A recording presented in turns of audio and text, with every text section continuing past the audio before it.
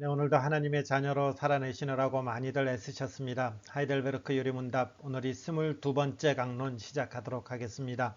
저희들이 지금 하는 부분은 이제 구원과 관련된 부분, 그 중에서 우리가 믿음이 뭡니까? 라고 했을 때에 우리는 사도신경 속에서 믿음의 핵심들을 살펴보고 있습니다. 오늘은 54문, 거룩한 공교회와, 참 어려운 말이죠. 우리가 매주마다 고백하지만 이 표현은 참 익숙치 않은 것 같아요. 거룩한 공교회. 오늘은 이 한 부분만, 원래 55, 56문까지 봐야 되는데 내용이 너무 많아가지고 오늘은 이 한 부분만 저와 여러분이 살펴보도록 하겠습니다.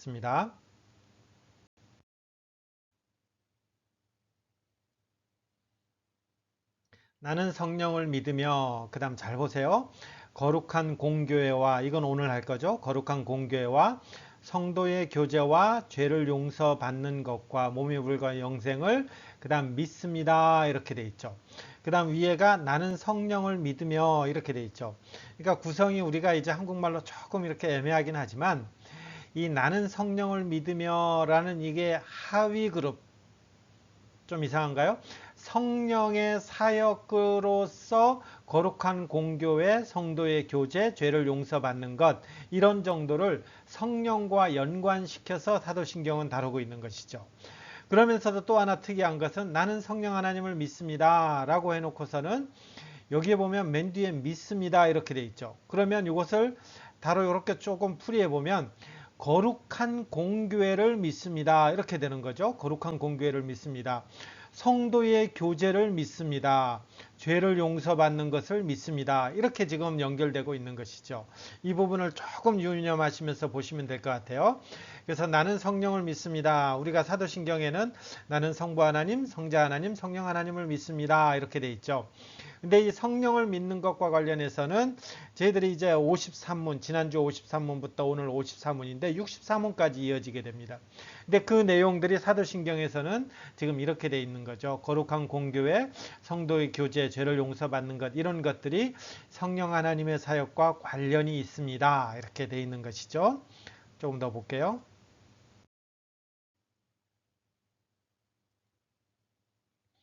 자, 거룩한 공교회.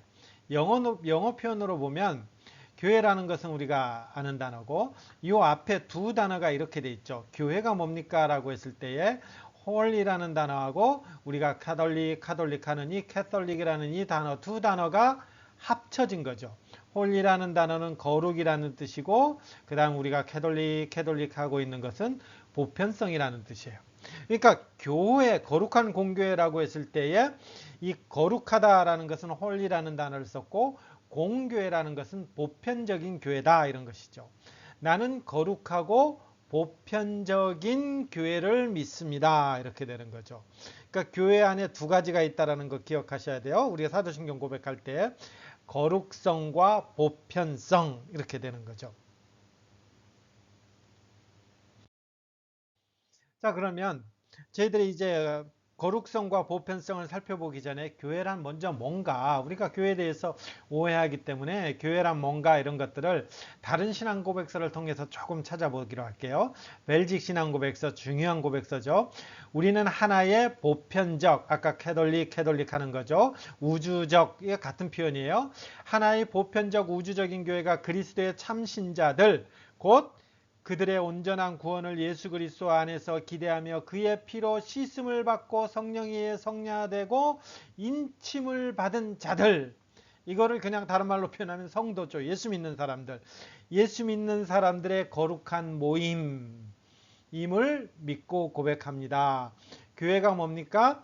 예수 그리스도의 피 씻음, 예수 그리스도의 보혈로 말미암아서 죄 씻음 받고 성령에 의해 성화되고 인침받은 사람들의 모임, 이게 교회라는 것입니다. 교회가 뭡니까 하면 우리가 자꾸 교회당 생각하고 그러는데 물론 교회당도 중요한 거예요. 중요하지만 우리는 이런 개념을 우리가 익숙하게 우리가 알아야 돼요. 웨스트민스터 신앙고백서요. 보편적 교회로서 보이지 않는 것이 있는데 보이는 교회, 보이지 않는 교회, 저희들이 몇 번 다뤘기 때문에 그냥 이 문장으로 넘어갈게요. 보이지 않는 교회에 속한 사람들은 뭐냐면 그것은 택한 백성이 전체 수요, 이게 몇 명이죠? 요한계시록에 보면 14만 4천 명, 이거는 완전한 수죠. 하나님께서 택하기로 작정한, 택하신 그 백성의 완전한 수가 14만 4천 명이 되는 것이고, 이거는 상징적인 숫자죠. 이 숫자 전체를 말하는 거죠. 이 숫자 전체가 보이지 않는 교회입니다. 그 교회는 어떤 교회냐면 그리스도를 머리로 모시고 그 아래 지체로서 하나로 모이게 되는 것이죠. 그러니까 교회가 뭡니까? 예수 그리스도가 머리 되고 그 아래 택한 백성이 전체들이 그 몸의 지체를 이루는 것, 그것이 바로 교회라는 것입니다.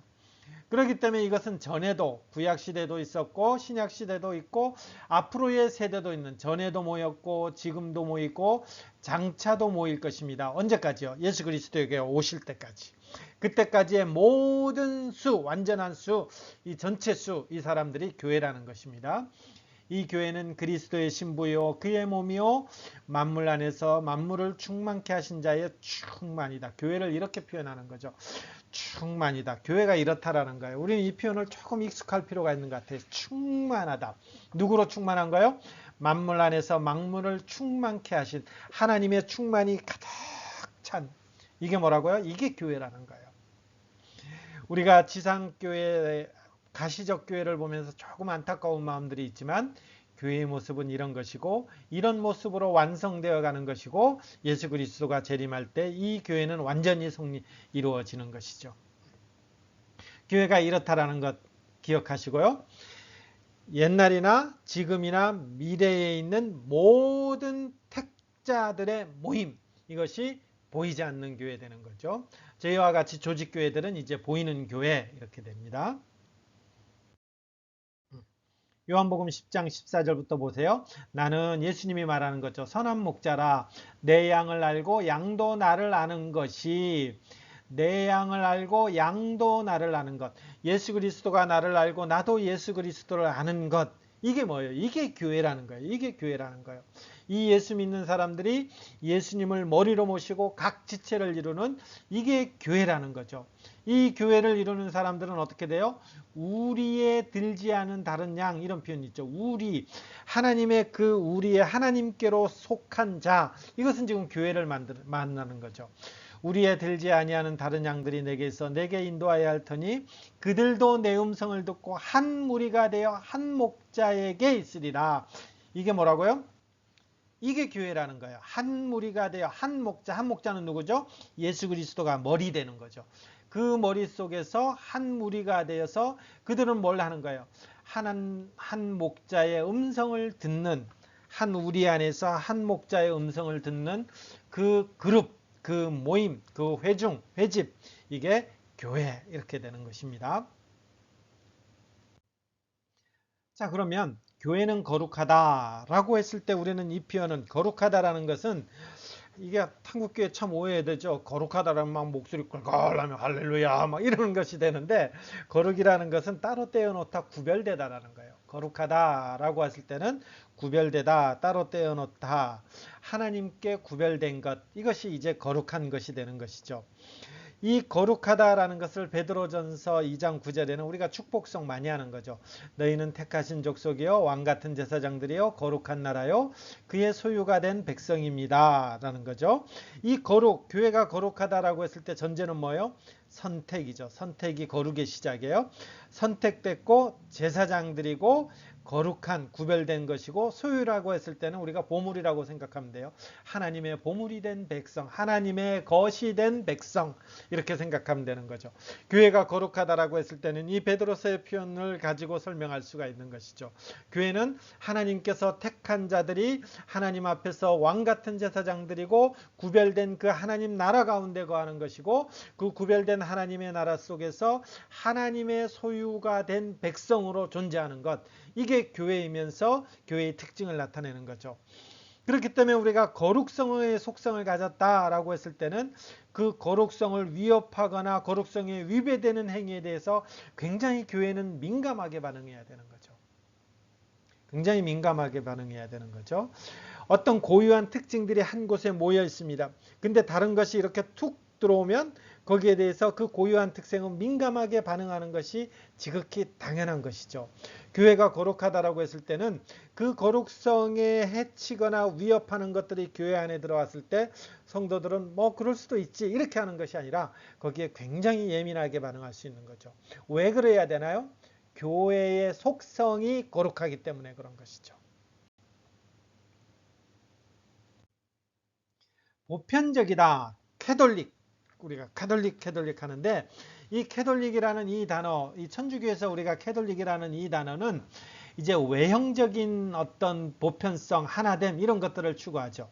우리는 이 캐톨릭이라 그랬을 때 우리는 어떤 내재적이고 영적인 측면을 많이 우리는 언급하게 되는 것이죠. 그래서 이제 그러면 보편적이다, 하나다, 하나를 이룬다, 어떤 모든 것을 다 포괄한다 이런 뜻인데 공교회라는 거. 그러면 이게 도대체 뭘 다 포함하는 것입니까 했을 때 아까 교회가 뭐라 그랬죠? 옛날이나 지금이나 미래. 그 다음에 서양이나 동양이나 아니면 우리 포항에 있으나 서울에 있으나 부산에 있으나 이런 모든 예수 믿는 사람들이 모임 이렇게 돼 있잖아요. 그렇다면 지리적으로는 지리적 보편적이라는 것은 뭐예요? 내가 미국에 있든 내가 한국에 있든 내가 포항에 있든 내가 서울에 있든 지리적으로 우리는 한 보편성 모든 것을 포괄한다라는 것입니다. 시간적으로는요. 과거나 지금이나 미래나 그리고 무엇을 가지고 믿습니까 했을 때 우리는 어디에 있던 옛날에 믿던 성도들 그 다음에 미래에 있던 성도들 똑같이 같은 믿음의 내용을 갖고 있는 것입니다. 교회는 이래야 된다라는 것입니다. 그렇다면 우리는 구약시대는 율법을 가지고 있고 우리 신약시대는 믿음으로 예수 믿지 않습니까? 라고 했을 때 제가 몇 번 설명드렸죠.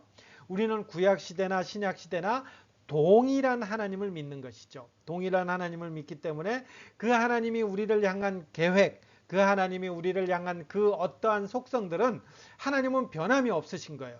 그렇기 때문에 그 하나님을 만나고 그 하나님을 예배하고 그 하나님께서 행하시는 구원의 어떤 것들도 동일하게 되는 것이죠.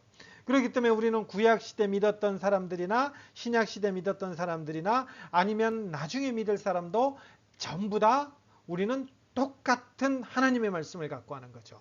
그래서 우리는 교회의 모든 진리와 유일한 진리를 믿고 있는 사람들 이렇게 되는 것이죠. 그래서 이걸 생각하면요. 요새 교회들 보면서 참 안타까운 거 많잖아요. 저도 이렇게 교회 생각할 때마다 주님 이렇게 할 때가 참 많은데 그럼에도 불구하고 우리가 이단만 아니면요. 너무 이상한 교회만 아니면 어떤 데 보면 성경적으로 너무 이상해서 정말 화날 때가 있는데 그럴 때마다 겸손하게 하기도 하고요. 물론 정말 화날 때가 있는데 정말 그런 교회가 아니면 사이비, 이단 그런 교회가 아니면 우리는 이 교회가 보편적이다. 모든 것을 다 포괄한다 라고 했을 때 하나다 그랬을 때에 우리는 그 교회들에 대해서 대단히 존경심을 갖고 그 교회들을 대우하고 바라봐야 되는 것이죠. 성경에 보면 심지어 어떤 교회들이 있나요? 고린도 교회 같은 정말 이상한 교회들도 있었잖아요. 그래도 하나님께서는 교회라 칭하고 하나님을 믿는 사람들의 모임 이렇게 우리가 칭하는 것을 우리는 알고 있습니다. 그렇기 때문에 너무 교회들에 대해서 이렇게 너무 비판적인 것보다는 조금 이단만 아니면 조금 한 교회로 같이 품고 같이 기도하는 것이 성도로서 어쩌면 바람직한 그런 태도일 것입니다. 자, 이런 교회에 대해서 제가 대박 이거를 영어로 찾아봤더니 이게 큰 뭐랄까 대성공 이렇게 이런 단어를 썼던데 이런 어떤 교회에서 우리가 누구냐라고 했을 때 우리는 그 교회라는 것은 뭐예요?